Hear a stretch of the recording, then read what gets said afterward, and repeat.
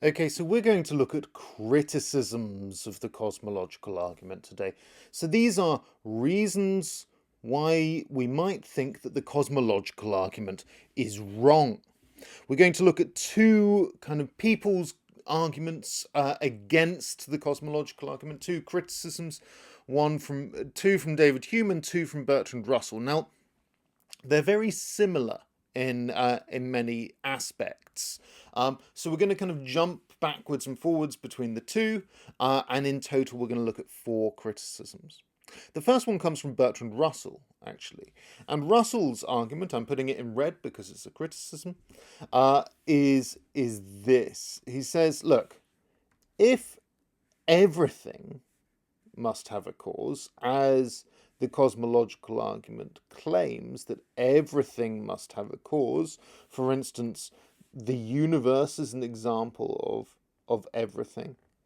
Then, of course, he says, well, then God must also have a cause. So if it is true, as the cosmological argument claims, that everything must have a cause, then not just the universe, but God as well must have some sort of a cause. But if, so the argument goes, if the cosmological argument is looking for ultimate explanations, then that itself, this cause of everything, including God, must also have a cause. And it must go on forever. And that isn't an ultimate explanation at all. The criticism is that there is no ultimate explanation. And that's a big problem. The whole point of the cosmological arguments, as we've seen, is that there is some form of ultimate cause of all stuff. And that ultimate cause is meant to be God, but if everything must have a cause, then God also must have a cause. And so that's no real ultimate explanation at all. Russell goes on to say, look, he compares it to the Hindu view that kind of the world rests upon an elephant, and which rests upon a tortoise. And then you can say, well, what does the tortoise rest upon? Well, and maybe another tortoise, or we don't know. It just goes on forever. There's no ultimate explanation, and the cosmological argument, he thinks, commits the same problem. Now, one response to this is from the philosopher William Lane Craig. I'm going to write just William Craig because I haven't got much space. William Lane Craig. And I got the L in there. I'm impressed with myself. Now, William L. Craig says that God actually is a necessary being. A being that cannot not exist. And that is the whole point of the cosmological argument.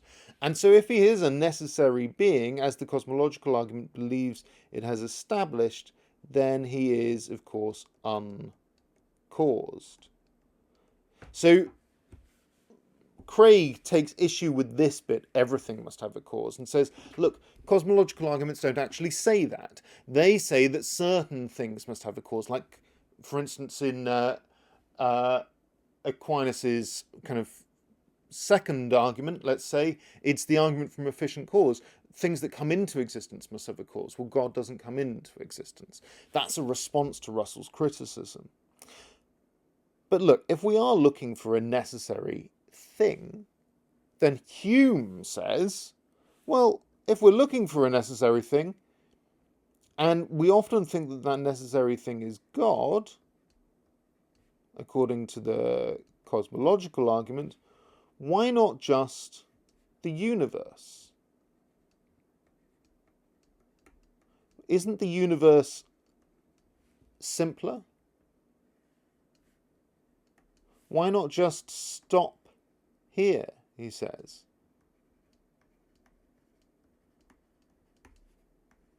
and stop asking questions at this point at the empirical, the things that we already know exist. There's no reason to bring in God if you really think there is a necessary thing. Why isn't the universe the necessary thing? Remember, a necessary thing is a thing that cannot not exist. Well, this is kind of backed up by Hume's main argument here, which is the fallacy of composition. Let's just remember what the fallacy of composition is. I've drawn an interesting box there that's kind of boxed off that area nicely. The compositional fallacy, or the fallacy of composition, is thinking because each member of a group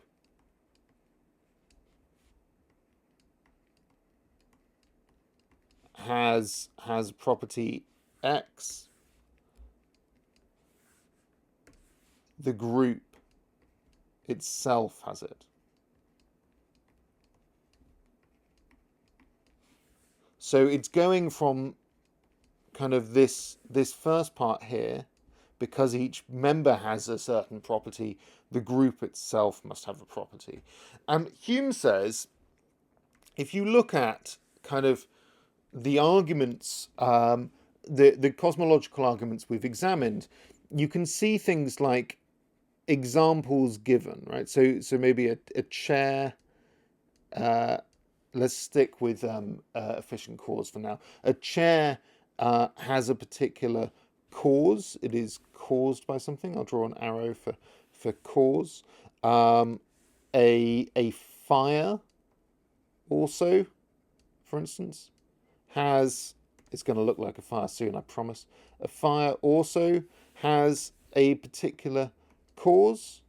That particular cause being, some sort of spark.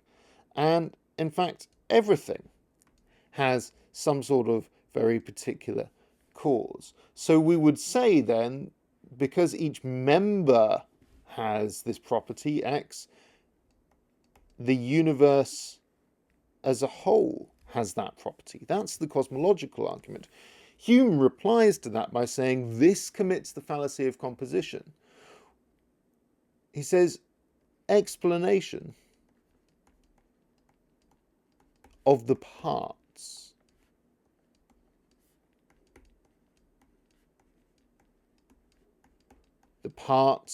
being these things is enough. And that's why he thinks, really, we don't need to ask for the cause of the universe, because the universe is just a collection of things. Okay, so Hume's saying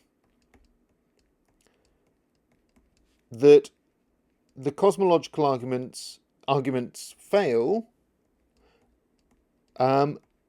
because it assumes that the universe is the same sort of thing as the things that are in the universe, but it's not. The universe is just a collection of things. And if we've already explained the causes of the chair, like someone building a chair, and the fire, someone setting a fire, then we don't need to explain the universe, because every part of it is already explained. Russell kind of takes this on, and Russell, by the way, is writing significantly later. This is from his book Why I Am Not a Christian, in his opening lecture entitled Why I Am Not a Christian. This is also to be found in that book, but it's originally from a radio debate with Father Copleston, who was proposing a version of the cosmological argument. And Russell takes this on. He says, look, it is the fallacy of composition to think that the universe itself requires another explanation. This doesn't require an explanation.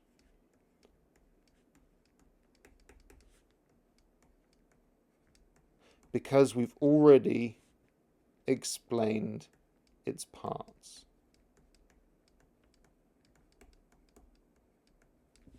Instead, we know that it is simply a brute fact. A brute fact is something, and I'll define that for you. A brute fact is something that needs no explanation.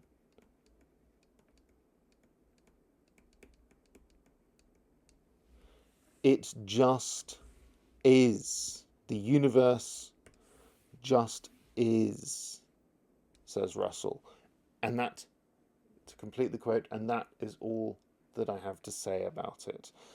In other words, what Russell is saying is that the universe doesn't need an explanation in the same way that its parts need an explanation. So what he's saying is only the parts need an explanation, not the universe as a whole. So those are 4 criticisms of the cosmological argument. Who caused God? Maybe if God is a necessary thing, well, then couldn't we just say that the universe is a necessary thing? But have you really established that the universe must have a cause? It commits the fallacy of composition by thinking that because the parts need an explanation, the whole needs an explanation. Instead, says Russell, the universe just is there, and that's all there is to say about it.